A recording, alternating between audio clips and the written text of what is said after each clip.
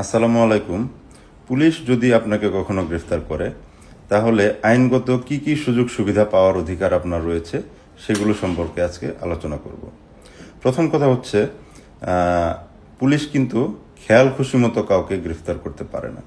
যে কোনো গ্রেফতার হতে হবে সুনির্দিষ্ট, বিশ্বাসযোগ্য এবং যথাযথ তথ্যপত্রের ভিত্তিতে। 2 নম্বর হচ্ছে পুলিশ যখন আপনাকে গ্রেফতার করবে তখন কিন্তু তাকে অবশ্যই তার পুলিশ পরিচয়পত্রটি দেখাতে হবে। 3 নম্বর হচ্ছে পুলিশ আপনাকে গ্রেফতারের পর কি কারণে গ্রেফতার করেছে সেটা কিন্তু আপনাকে জানাতে হবে। 4 নম্বর হচ্ছে গ্রেফতারের সময় বা গ্রেফতারের পর পুলিশ কিন্তু আপনাকে কোনো মারধর করতে পারবে না। 5 নম্বর হচ্ছে আপনি যদি মহিলা অথবা বয়স্ক হন, বয়োবৃদ্ধ হন, তাহলে কিন্তু আপনাকে পুলিশ হাতকড়া পরাতে পারবে না। 6 নম্বর হচ্ছে আপনি যদি গ্রেফতারের সময় অসুস্থ হন বা আপনার গায়ে কোনো আঘাতের চিহ্ন থাকে তাহলে কিন্তু অবশ্যই রাষ্ট্রের চিকিৎসা পাওয়ার অধিকার আপনার রয়েছে। আপনাকে সরকারি ডাক্তারের কাছে নিয়ে যেতে হবে এবং চিকিৎসা করাতে হবে। তারপরে 7 নম্বর হচ্ছে আপনি যদি মহিলা হন তাহলে কিন্তু আপনার দেহ মহিলা পুলিশ দ্বারাই তল্লাশি করতে হবে। কোনো পুরুষ আপনার দেহ তল্লাশি করতে পারবে না।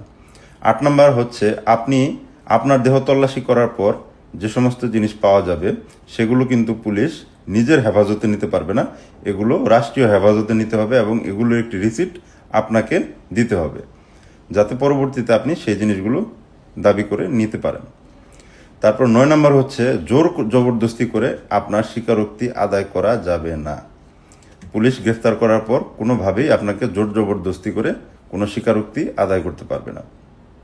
10 নম্বর হচ্ছে আপনাকে গ্রেফতার করার 24 ঘন্টার মধ্যেই অবশ্যই নিকটস্থ আদালতে ম্যাজিস্ট্রেটের নিকট প্রেরণ করতে হবে। আবার বলছি 24 ঘন্টার মধ্যেই। এবং 11 নম্বর হচ্ছে কোনো ম্যাজিস্ট্রেটের আদেশ ছাড়া পুলিশ 24 ঘন্টার বেশি আপনাকে আটক রাখতে পারবে না। তারপর 12 নম্বর হচ্ছে আপনি আপনার পছন্দসই যে কোনো আইনজীবী পাওয়ার অধিকার রাখেন। আপনি যে কোনো আইনজীবী আপনি অবশ্যই পেতে পারবেন। তো এগুলোই হচ্ছে আপনার অধিকার। নিজের অধিকার সম্পর্কে জানুন এবং ভালো থাকুন। আসসালামু আলাইকুম।